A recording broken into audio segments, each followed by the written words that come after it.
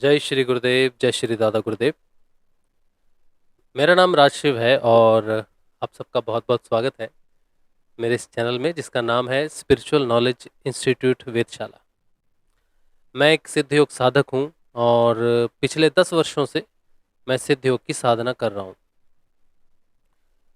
पिछले लगभग 5 वर्षों से सिद्ध योग से जो परिवर्तन आते हैं, नाम जप से जो परिवर्तन आते हैं, ध्यान से जो परिवर्तन आते हैं, आत्म जागृति के बाद जो परिवर्तन आते हैं, उन परिवर्तनों के आधार पर मैं सत्संग करता हूँ। नियमित सत्संग होता है शाम को। आज का जो ये छोटा सा सत्संग है,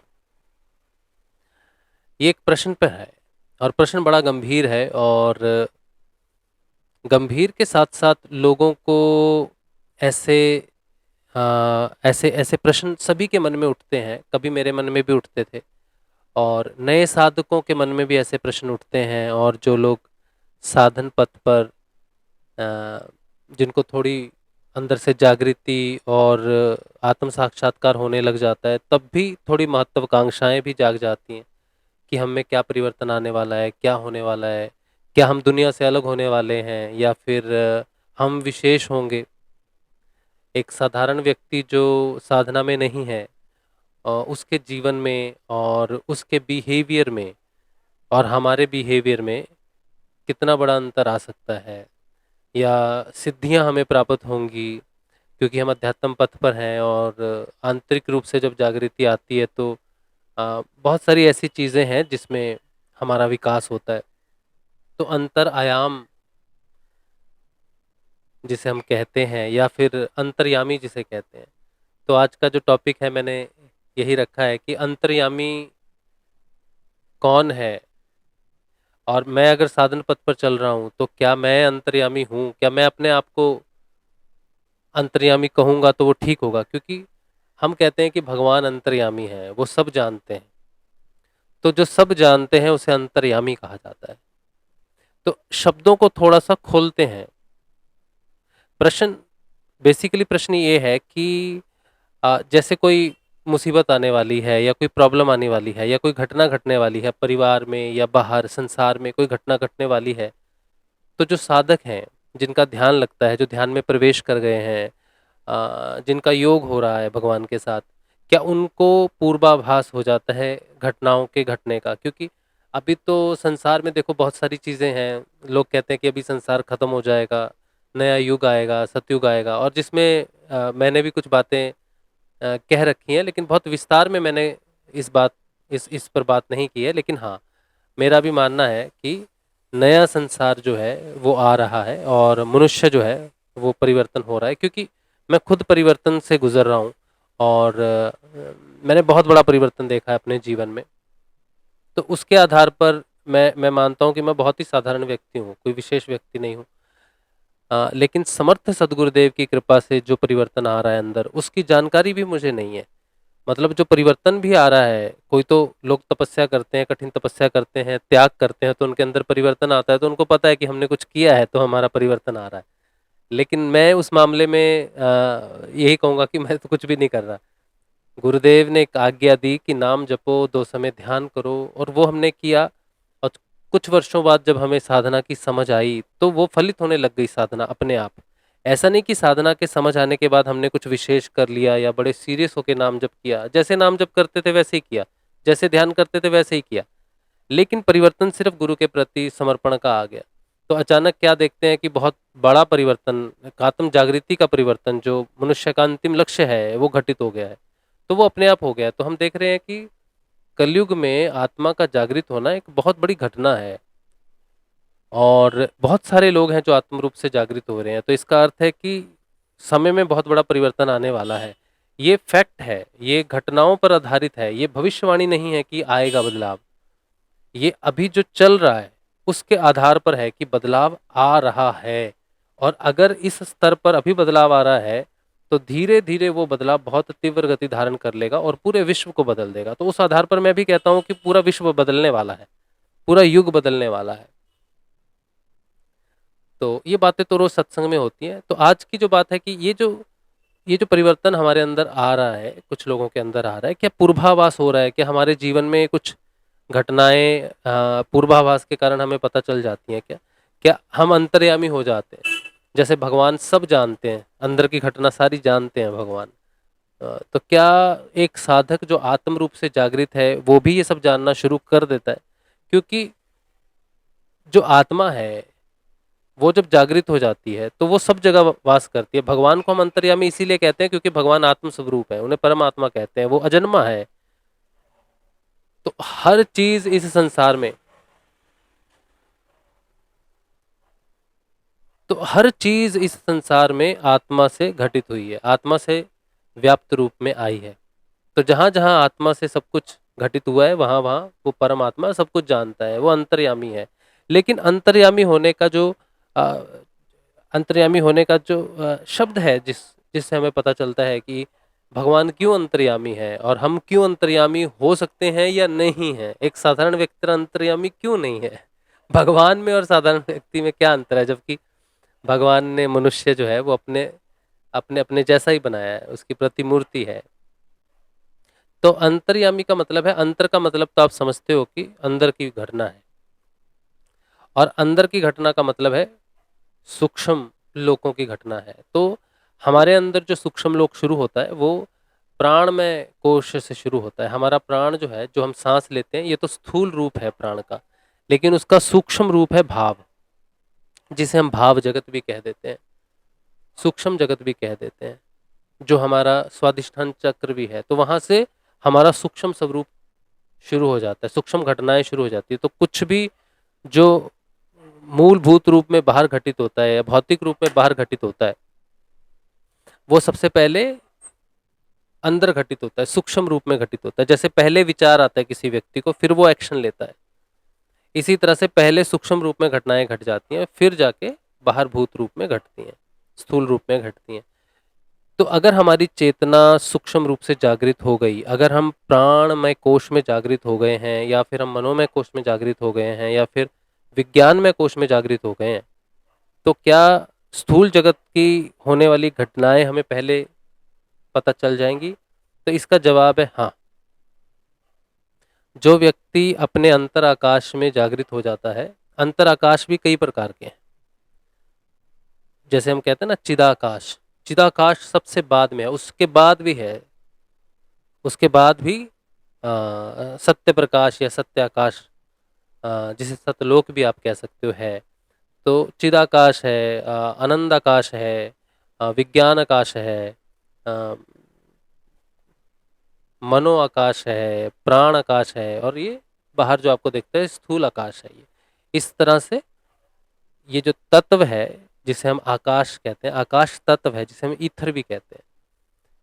तो कोई भी चीज घटित तब होती है जब वो सूक्ष्म रूप से आ रही है। तो सारी चीजें सत्य से आती हैं, सत्य ही घटित होता है, झूठ कभी भी घटित नहीं होता, झूठ कभी भी फलित नहीं होता है, हमेशा सत्य ही फलित होता है। तो सत्य से होती हुई चीजें आती हैं।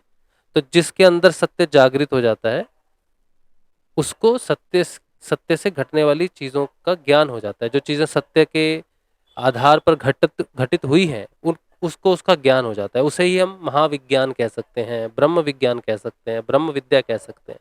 तो उसे उस चीज का, अक्षर का, सारी चीजों का ज्ञान होना शुरू हो जाता है।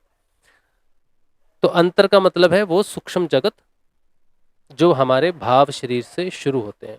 तो कोई भी व्यक्ति जिसकी आत्मा जागृत हो जाए, वो भाव जगत में जागृत हो जाता है। ठीक है। तो भाव जगत में जो जागृत हो जाता है, तो भाव सूक्ष्म है, क्रोध का भाव, प्रेम का भाव। ये भाव तो कई प्रकार के हैं, है ना। हमारा सारा जगत क्या है? भाव सागर। भाव भाव से ही तो चलते हैं। पिता का भाव है, माता का भाव है, बेटे का भाव है, बेटी का भाव है, दोस्त का भाव है, दुश्मन का भाव है। तो इस तरह से सब जो है, हम सब भाव से चलते हैं। बिना भाव के कुछ भी नहीं है। जैसे पत्थर पड़ा है सामने, तो पत्थर निर्भाव है, उसके अंदर कोई भाव नहीं है, क्योंकि उसके अंदर प्राण जागृत नहीं है। अब ये पीछे आप पेड़ देख रहे हो, पेड़ देख रहे हो, तो इसके अंदर भाव है, लेकिन मन नहीं है, क्योंकि ये वनस्पति है, ये प्राण जगत है, ये प्राण जगत से जुड़े हुए हैं। दिखते हैं हमें स्थूल जगत में हैं, लेकिन प्राण जगत में जागृत हैं, लेकिन उससे ऊपर नहीं है। हम मनुष्य जो है ये मन जगत में भी जागृत हैं। जो जीव जंतु है जो हिल सकते हैं, अपनी इच्छा से इधर उधर जा सकते हैं, वो उनमें मन जागृत है। लेकिन पीछे जो वनस्पति है, पेड़ है, उसमें मन नहीं है, उसमें सिर्फ प्राण जगत है। तो पेड़ पेड़ से हम प्रेम करते हैं, पेड़ से हम बातें भी करते हैं। जिनके घरों में पेड़ है, छोटे छोटे पौधे पेड़ होते हैं, वो उनसे बात करते हैं, प्रेम करते हैं। तो ये प्राण में कोश तक डेवलप है। लेकिन जो जीव हैं, जो छोटे छोटे जीव जंतु हैं, ये मनोमय कोश तक डेवलप है। तो इनका मन भी है। जब कोई व्यक्ति किसी जीव को मार के खा जाता है तो कहते हैं ना, जैसा खाएंगे अन्न वैसा बनेगा मन।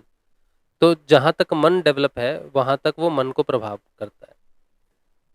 तो कोई जब कोई मांसाहार करता है तो जब वो जब वो जीव जब मरता है ना, तो उसका जो मन में भाव होता है, डर का भाव होता है कि मुझे मार रहे हैं या फिर मुझे सता रहे हैं, तो वो उसके अंदर उसके मन में चला जाता है। जब कोई व्यक्ति उसका भोजन करता है तो उसका भाव प्राण के माध्यम से, शरीर के माध्यम से वो खाने वाले व्यक्ति को प्रभावित करता है। तो उसके अंदर भी उस प्रकार की चीज़ें, उस प्रकार का मन की वो शक्ति जो प्रभावित होती है उससे होती है। तो खाने से जैसे प्रभावित होता है। वैसे तो ये विषय नहीं है आज हमारा। तो अंतर्यामी का मतलब है जो जागृत हो गया अंदर। मनुष्य मूल रूप से बाहर में जागृत है, उसको भाव का महसूस तो होता है कि मुझे ये भाव आ रहे हैं, लेकिन वो दूसरे के भाव को तब तक नहीं जानता जब तक कोई बताए नहीं कि हाँ मेरा ये भाव है। कई बार थोड़ा महसूस होता है फेशियल एक्सप्रेशन से कि हाँ इसका मुंह उखड़ गया है या बड़ा प्रसन्न नजर आ रहा है तो ये बड़ा खुश है। तो बाहर से जैसा दिखता है या जैसी आवाज़ किसी की सुनाई देती है, तो आवाज़ में भी पता चल जाता है किसी को कि ये व्यक्ति ये सच में खुश है या खुशी का ढोंग कर रहा है या दुखी है, या मेरे से क्या इसका मतलब क्या कहने का। तो हम कई कई बार भाव पकड़ लेते हैं। तो या तो वो आवाज़ से पकड़ लेते हैं या फिर एक्सप्रेशन से पकड़ लेते हैं, लेकिन हमें कोई चीज़ चाहिए उस भाव को पकड़ने के लिए। ये साधारण मनुष्य है। लेकिन जो जागृत है, जो ध्यान में प्रवेश कर गया है, जो प्राण में जगत में जागृत है, भाव जगत में जागृत है, वो कैसे जानेगा? क्या वो जान जाएगा दूसरे व्यक्ति के बारे में? ये बात है। तो बहुत हद तक व्यक्ति अगर जो प्राणमय में जागृत है, थोड़ा सा ध्यान करे किसी व्यक्ति विशेष के बारे में जिसके बारे में वो जानना चाहता है, थोड़ा अगर ध्यान करे और सोचो मैं ध्यान करता हूँ किसी व्यक्ति का अभी, और मैं जानना चाहता हूँ कि म- मैंने किसी को कुछ कहा कि आप ये काम करो, आप जाओ वहां पर जाके एक पेड़ लगा दो। मैंने किसी को ऐसे ही कह दिया, मैंने सोचो अपने बेटे को कह दिया कि बेटा जा ये पेड़ लेके वहां लगा दे। उसने कोई रिएक्शन नहीं दिया और वो पेड़ लगाने जा रहा है। तो मैं अगर देखना चाहूँ कि उसका भाव कैसा है, वो सच में खुश है इस बात से कि नहीं, तो मुझे ध्यान करना पड़ेगा। तो मैं जब ध्यान करूंगा ये सोचूंगा कि वो किस प्रकार से जा रहा है, तो मुझे उसके भाव का थोड़ा हल्का ज्ञान हो जाएगा। ये नहीं कि पूरा ज्ञान हो जाएगा, थोड़ा हल्का ज्ञान हो जाएगा, जानकारी हो जाएगी कि वो किस भाव से जा रहा है। तो हल्का भाव समझ में आने लग जाता है, लेकिन पूर्ण रूप से नहीं आता। वो इसलिए नहीं आता क्योंकि भाव में बहुत सारी चीजें हैं, क्योंकि सीधा भाव तो प्रकट नहीं होता है। भाव मन से होता हुआ आता है, भाव ऊपर सत्य से होता हुआ आता है। तो कोई भी व्यक्ति अगर पूर्ण रूप से किसी के मन को जानना चाहे कि उसके मन में क्या चल रहा है, दूर कोई व्यक्ति खड़ा है, उसका एक्सप्रेशन नहीं दिख रहा, आवाज नहीं दिख रही, बस तुमने उसको देखा और तुमने उसे पहली बार देखा है, और उसकी तरफ देख के उसके मन में क्या चल रहा है ये आपको पता चल जाएगा। लेकिन उसके लिए सिर्फ मनोमय कोश तक चेतन होना काफी नहीं है, क्योंकि संचार ऊपर सत्य से आता है। तो आत्मा के साथ ही सत्य भी जागृत हो जाता है। लेकिन सत्य के जागृत होने से एकदम से सत्य पूर्ण रूप से फलित हो जाता है, ऐसा नहीं है। धीरे धीरे आपकी चेतना उस सत्य को पकड़कर शरीर से प्राण में प्रवेश करती है, प्राण से मन में प्रवेश करती है, मन से विज्ञान में प्रवेश करती है, फिर इस भौतिक जगत के आध्यात्मिक जगत को भी लांघ कर आगे आनंद में चली जाती है। आनंद को भी छोड़कर फिर वो चित्त में चली जाती है। आनंद से जब वो चित्त में चला जाता है तब उसे संसार का ज्ञान होने लग जाता है। आनंद में जब जाता है तब प्रभु प्रभु की भक्ति, प्रभु की भक्ति में रस, अ, उसे एक रस प्रकट होने लग जाता है जिस जहाँ पर दुख और सुख जो है वो लय हो जाते हैं। दुख और सुख फील नहीं होता उसको, दुख होने के बाद भी दुख महसूस नहीं होता, सुख होने के बाद भी सुख महसूस नहीं होता, एक अवस्था में रहता है, आनंदमयी अवस्था में रहता है, कोई फर्क नहीं पड़ता उसको किसी भी चीज से। लेकिन अब उसको इस स्थिति के आगे जाना है, क्योंकि वो हमेशा इस स्थिति में संसार में नहीं रह सकता वो हमेशा, क्योंकि जो आनंद में पहुंचेगा उसको लय भी होना है, क्योंकि उससे जब ईश्वर में आनंद आने लग गया तो उसे ईश्वर में लय भी होना है। तो ईश्वर में लय होने के लिए उसे ज्ञान होना चाहिए कि वो है कहाँ। तो आनंद को छोड़कर वो चित्त में प्रवेश करेगा, चित्त में प्रवेश करने के संपूर्ण जीवों के चित्त की जानकारी उसको हो जाएगी।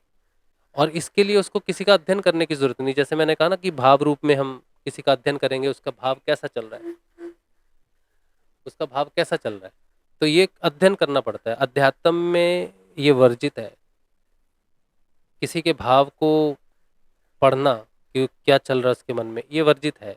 हाँ, किसी के मन में क्या चल रहा है ये जानना वर्जित है, क्योंकि ये पर अध्ययन पर आता है और अध्यात्म स्व अध्ययन का विषय है।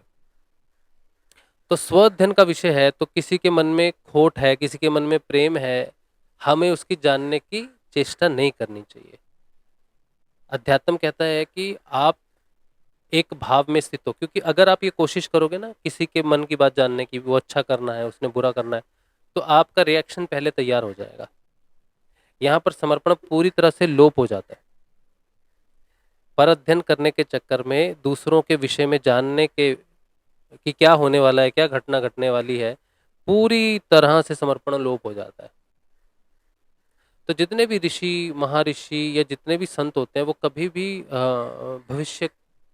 भविष्यों की घटनाओं को देखते नहीं है, क्योंकि वो भगवान की इच्छा में ही अपनी इच्छा मानकर एक्सेप्टेंस में रहते हैं, आज में रहते हैं, भविष्य में नहीं रहते।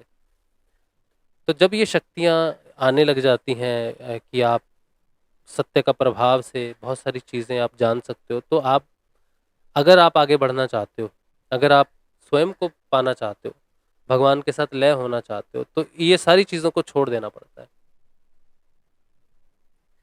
सिर्फ और सिर्फ भगवान की इच्छा, वो मनुष्य अच्छे भाव से आया है गलत भाव से आया है, वो जैसे भी आया जब आपके पास आएगा तो आपका जो चरित्र है वो एक जैसा ही रहेगा।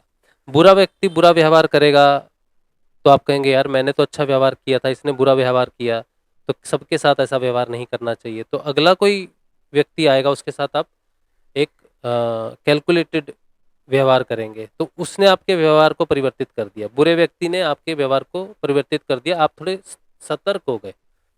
या कोई अच्छे व्यक्ति ने आपके व्यवहार को परिवर्तित कर दिया, आप आगे और अच्छे से पेश आने लग गए। तो जो आध्यात्मिक व्यक्ति है वो बाहर के किसी व्यक्ति के अच्छे व्यवहार से और बुरे व्यवहार से प्रभावित नहीं होता, वो एक सम रहता है।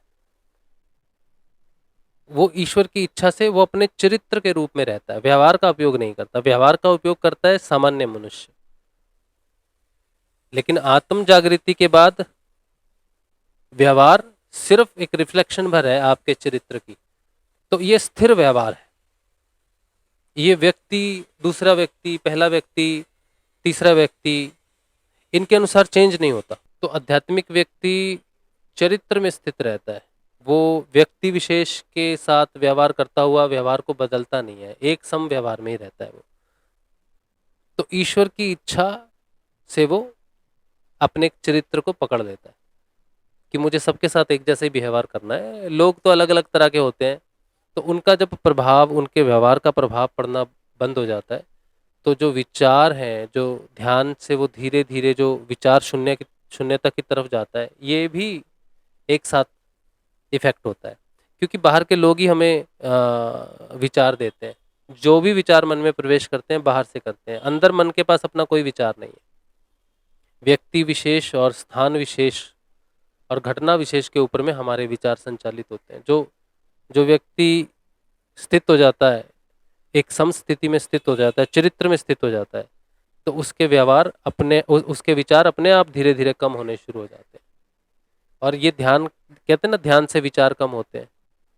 क्यों? क्योंकि व्यवहार से मुक्त हो जाता है वो। तो जो अंतर्स्थित है,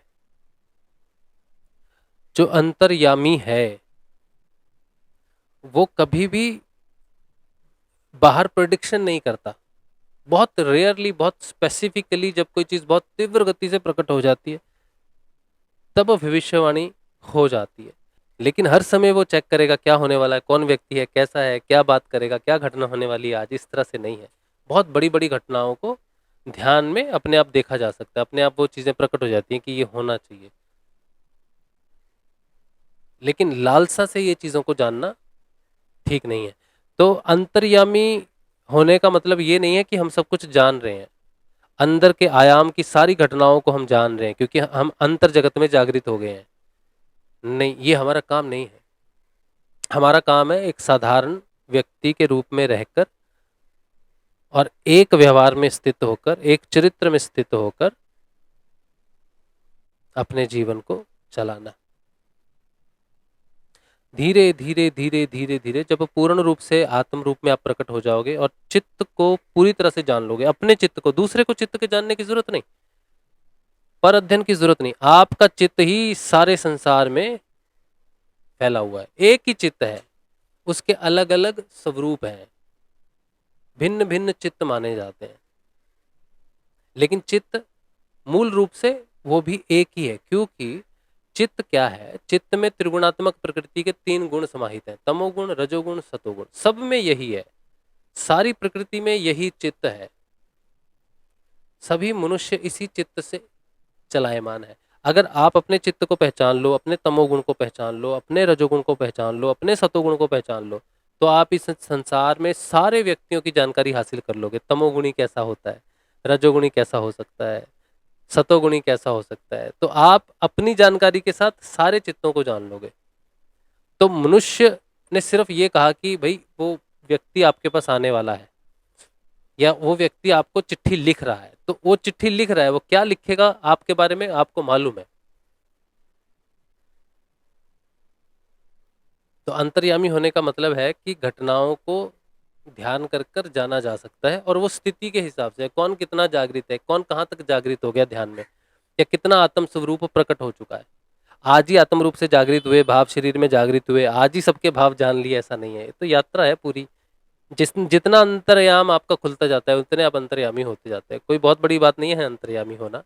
तो गुरु कृपा से जो जागृत हो गया उसने फिर अपने लक्ष्य को, पूर्ण जागृति को प्राप्त करना ही करना है। पूर्ण जागृत, पूर्ण साक्षात्कार, पूर्ण योग के साथ सब कुछ जाना हुआ हो जाता है, पूर्ण संपूर्ण ज्ञान विज्ञान की प्राप्ति हो जाती है। कोई व्यक्ति अपने जीवन में मोक्ष को प्राप्त करता है तो कैसे करता है? उसको अपनी आत्मा के ऊपर चढ़े हुए सारे आवरणों का ज्ञान हो जाता है। शरीर क्या है, तो जब आपको शरीर का ज्ञान हो जाएगा तो सिर्फ आपका शरीर थोड़ी है, इस संसार में जितने भी शरीर हैं, बिल्ली, कौआ, कुत्ता, बंदर, कीड़े मकोड़े, सबके शरीर का ज्ञान हो जाएगा। आत्मा का ज्ञान, आत्मज्ञान जबरदस्त चीज है। सबके मन का ज्ञान हो जाएगा। किसी के मन में करुणा और दया आती है, इसलिए नहीं कि वो दयालु है, इसलिए कि वो सब में वास करता है। किसी दूसरे व्यक्ति पर दया करने का सवाल ही पैदा नहीं होता। जो प्राण रूप में जागृत हो जाता है, तो इस संसार में चाहे पेड़ में प्राण है, चाहे किसी जीव में प्राण है, चाहे इंसान में प्राण है, वो सब आप ही हो। आप ही पेड़ हो, आप ही चिड़िया हो, आप ही कौआ हो, आप ही सब कुछ हो। तो कोई स्वयं स्वयं पर क्यों अत्याचार करेगा? और जब अपने मन को जान जाते हैं तो सारे मनों को जाना जाना हो जाता है। तो किसी के भी प्रति दुर्विचार नहीं आते। जब अपना विज्ञान जाना जाता है तो पूरी प्रकृति का विज्ञान प्रकट हो जाता है। और उसके बाद जब आनंद को जाना जाता है तब भगवान की अनुभूति होनी शुरू हो जाती है। और फिर उसके बाद जब चित्त का ज्ञान हो जाता है तो सबीज में प्रवेश कर जाता है, सबीज समाधि में सारा ज्ञान हो जाता है। और फिर जब चित्त से ऊपर जाता है निर्बीज होने के लिए, तो वो प्रकृति का जो बीज है उसे नष्ट कर देता है, जान जाता है क्या है। ऊपर उठ जाता है उससे, सत्य स्वरूप में, सत्य प्रकाश में लय हो जाता है। फिर सिर्फ शरीर बचता है, और जब शरीर छोड़ देता है तो प्रकाश में लय हो जाता है, और प्रकाश से वो अपने निर्गुण निराकार में सदैव के लिए स्थापित हो जाता है। तो अंतर्यामी, वो व्यक्ति अंतर्यामी होना शुरू हो गया जो जागृत हो गया। जो भी व्यक्ति आत्म रूप से जागृत है वो अंदर चला गया, उसने सुषुम्ना में प्रवेश कर लिया, अंतर जगत में प्रवेश कर लिया, अंतर आयामों में अब वो रहने लग गया है। तो जो अंतर आयामों में रह रहा है, वहां वास कर रहा है, वो अंतर्यामी है। तो आप देखो, आप आत्म रूप से चेतन हो और कितना प्रकाश हो गया आपके अंदर, आप उतने अंतर्यामी हो। लेकिन ये एक बात बहुत सीरियसली है कि लोग सिद्धियों के पीछे पड़ जाते हैं और लोग अपनी साधना को नष्ट करते हैं। तो अंतर्यामी होने का मतलब बाहर की जानकारी स्थूल रूप में क्या हो रहा है ये नहीं है। अंतर्यामी होने के बाद भी आपको ईश्वर के प्रति समर्पित रहना पड़ेगा, एक्सेप्टेंस में रहना पड़ेगा कि हमें जानने की इच्छा नहीं है क्या होने वाला है, क्या होगा। जो होगा ईश्वर की इच्छा से अच्छा होगा, उसकी इच्छा में ही हमारी इच्छा है। हम जानकर भी थोड़ी कुछ बदलने जा रहे हैं। और जब ईश्वर की इच्छा होती है कि आप कुछ जानो और अपना बदलाव करो,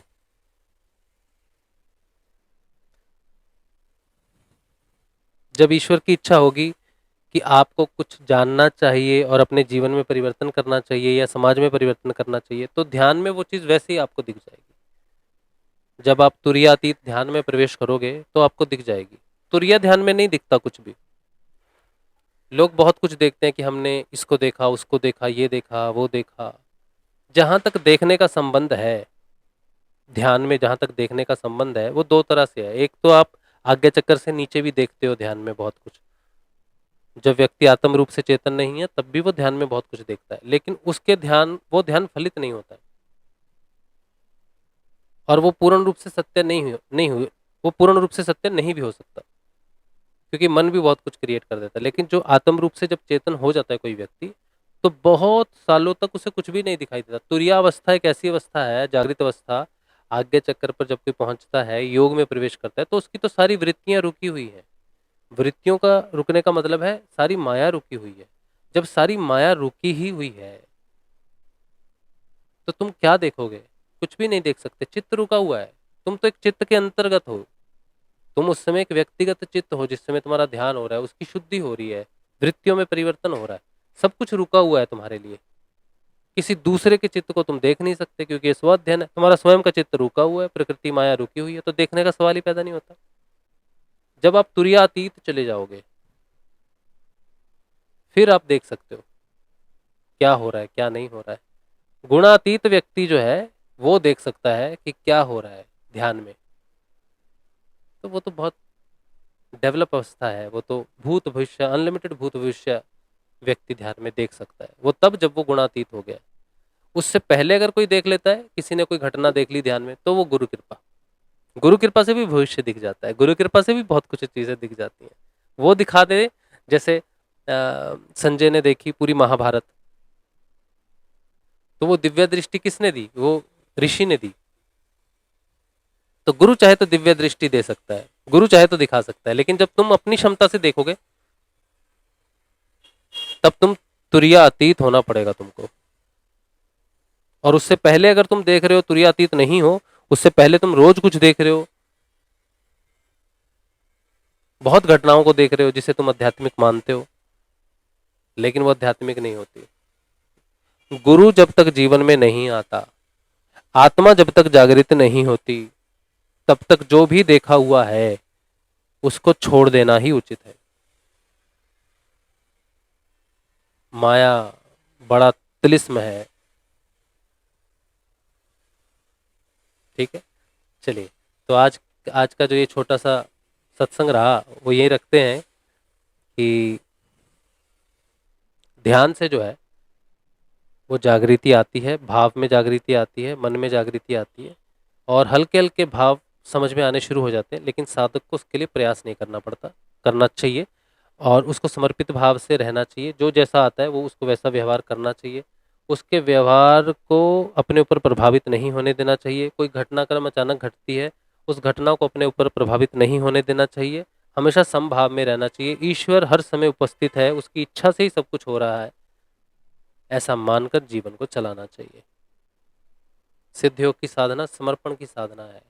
शक्तियों को अर्जित करने की साधना नहीं है, सिद्धियों को अर्जित करने की साधना नहीं है, संसार को जानने की साधना नहीं है, स्वयं को जानने की साधना है। तुम अंतर्यामी हो, लेकिन सिर्फ अपने लिए, दुनिया को दिखाने के लिए नहीं कि मैं अंतर्यामी हूं, मैं सब जानता हूं, ये कर। बिल्कुल साधारण और सरल,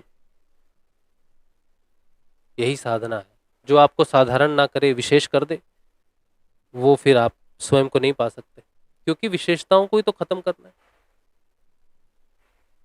विशेषताओं को तो खत्म करना है, साधारण होना। जितना आप साधारण होगे उतना अपने आप को लय करने में आसानी होगी, लेकिन जितने आप विशेष व्यक्ति हो संसार में, आप स्वयं को लय नहीं कर पाओगे। ठीक है, तो जितना साधारण सरल व्यक्ति है अध्यात्म में, वो तीव्र गति से अपने मोक्ष पद को प्राप्त करता है। और वो अंतर्यामी वहां से शुरू हो जाता है जहां से उसकी आत्मा जागृत हो जाती है। जहां वो अंदर जगत में प्रवेश कर जाता है, उसे घटनाक्रम का पता चलना शुरू हो जाता है। लेकिन वो साधारण रहता है, सम रहता है और जानकारी प्राप्त करने में अपना समय नष्ट नहीं करता, अपना साधारण जीवन जीता है। खाओ पियो, अच्छे से रहो, साधारण रहो और अपने अनुभवों को शेयर करो दुनिया के साथ। यही है। ठीक है, चलिए, तो चैनल को आप सब्सक्राइब करें, लाइक करें और चैनल के साथ जुड़े। और अध्यात्म संबंधी कोई भी प्रश्न हो तो पूछें, और सिद्धियों की साधना में आना हो तो मुझे व्हाट्सएप करें मेरे नंबर पर, जो डिस्क्रिप्शन में दिया रहता है, 8777211139। सिद्धियों की जानकारी आप प्राप्त कर सकते हो व्हाट्सएप पे, और ये बिल्कुल निशुल्क है, बिल्कुल निशुल्क है। और कहीं आना जाना नहीं है आपको। घर में बैठ के गुरुदेव का दिया नाम जपो, गुरुदेव जी का मंत्र जपो, इसी से सारा परिवर्तन आ जाएगा। ठीक है, और मेरे गुरुदेव जी का नाम है गुरुदेव श्री रामलाल जी स्याग, समर्थ सदगुरुदेव श्री रामलाल जी स्याग। गुरु भगवान की सदा ही जय हो, सदा ही जय हो, सदा ही जय हो। जय श्री गुरुदेव, जय श्री दादा गुरुदेव।